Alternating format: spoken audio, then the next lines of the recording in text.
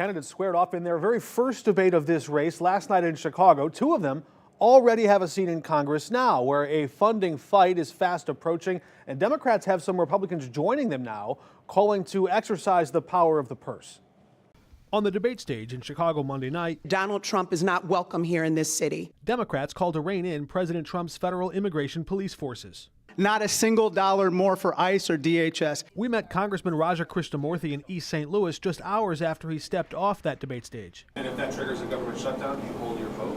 I'm hoping that it doesn't. Something has gone dreadfully wrong with DHS, and there have to be changes right now. What conditions would satisfy you to vote for future funding of ICE and DHS? Change in management. Kristi Noem should be fired.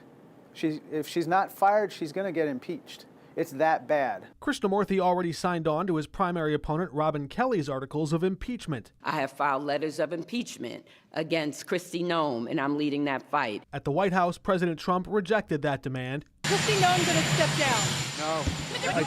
I think she's doing a very good job. That divide now shaping the Democratic primary in Illinois' heated race for the Senate. And we need to build an agency that people can trust. On stage, Kelly and Krishnamoorthi targeted the federal agency's current political leadership, not the agency itself. I believe we have to abolish Trump's ICE. You said you also want to abolish Trump's ICE Yes. last night. Yes. Does ICE exist under a Democratic president, yes or no? It could, yes. The point is that it has to exist in a form that it's consistent with the will of the American people. While both members of Congress aim to reform the immigration agency, their challenger, Lieutenant Governor Juliana Stratton, says she'd go farther.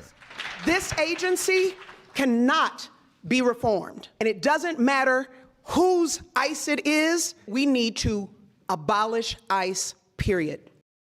ICE has only existed since 2003. Look, that divide between abolishing it outright and reforming it will be front and center in these studios again next week, when Lieutenant Governor Juliana Stratton will join us live here for an extended interview, and we'll press her on what abolishing ICE would actually look like in the real world and how she would pull it off if she gets elected.